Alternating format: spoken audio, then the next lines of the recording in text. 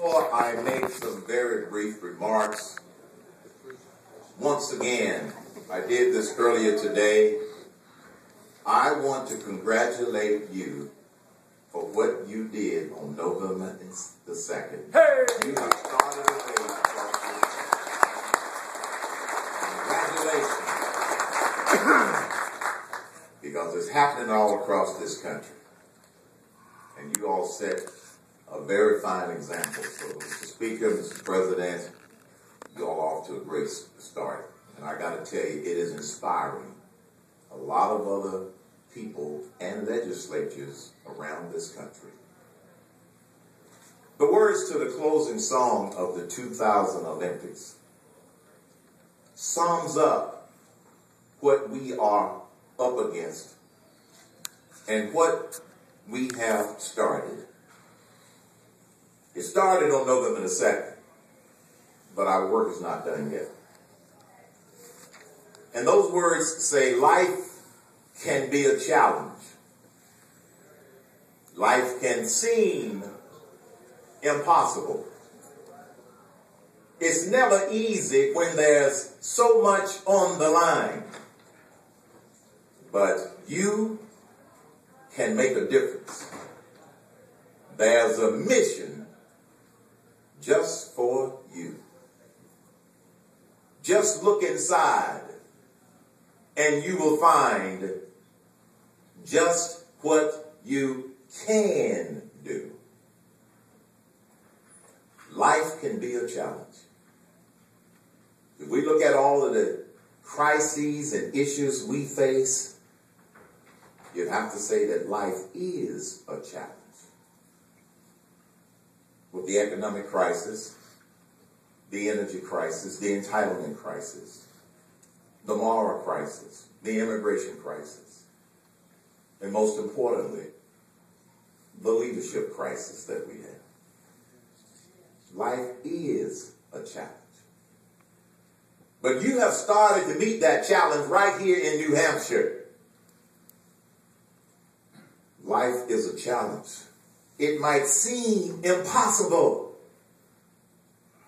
No one believed that you were going to be able to flip your entire legislature last November. Some people thought it was impossible, but you did it in a way because you wanted to.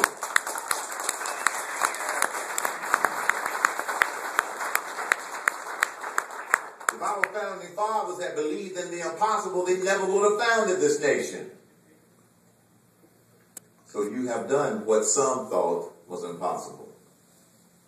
Some people do not believe that it is possible for us to take back the Senate and increase our numbers in the House of Representatives in Washington, D.C. I don't think that's an impossibility. Some people don't believe that we can replace the occupant of the White House. I happen to believe that we can replace the occupant of the White House.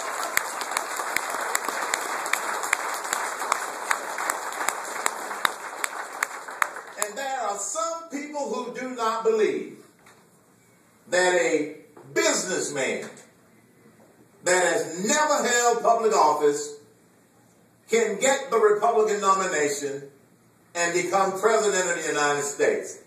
And whenever people say, but you don't have any political experience. You've never held public office. Yeah. I remind them, most of the people in Washington, D.C. have. How's that working for you?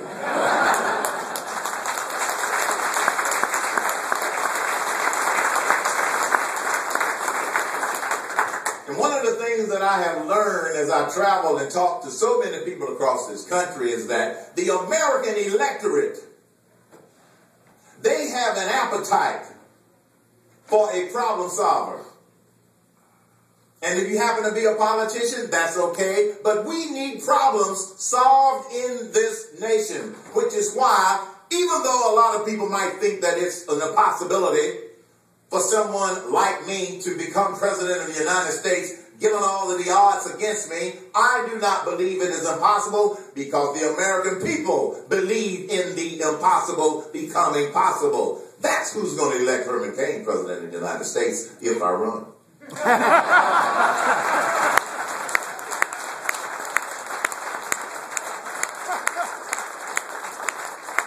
had to say that for the press, be politically correct, because as soon as I become a declared candidate, I'm another one in that unemployment line. But this nation was built upon people believing in the impossible. And even though the liberals don't think we can take back our government, there are a lot of people in this country who believe that we can. And we will.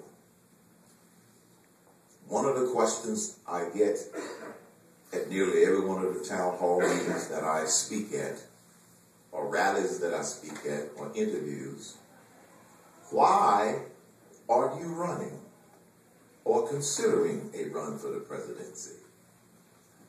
It's real simple. It's not about us. It's about the grandchildren. It's not about us. And I happen to believe that we are all granted certain talents that we must use to make a difference in this world. Everybody has a different set of talents. Everybody can do what they can do, as those words say.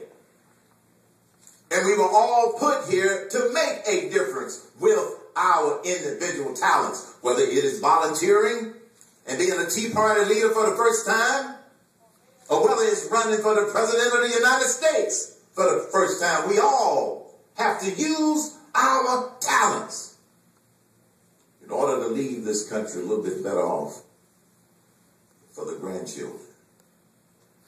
And it was Dr. Benjamin E. Mays, the late president of Morehouse College, where I attended school, who used to remind the young men of Morehouse that in this life,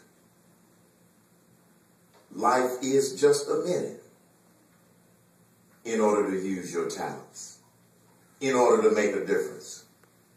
Life is just a minute, only 60 seconds in it, forced upon you. Can't refuse it. Didn't seek it. Didn't choose it.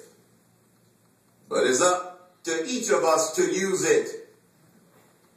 We must suffer if we lose it. Give an account if we abuse it. Just a tiny little minute.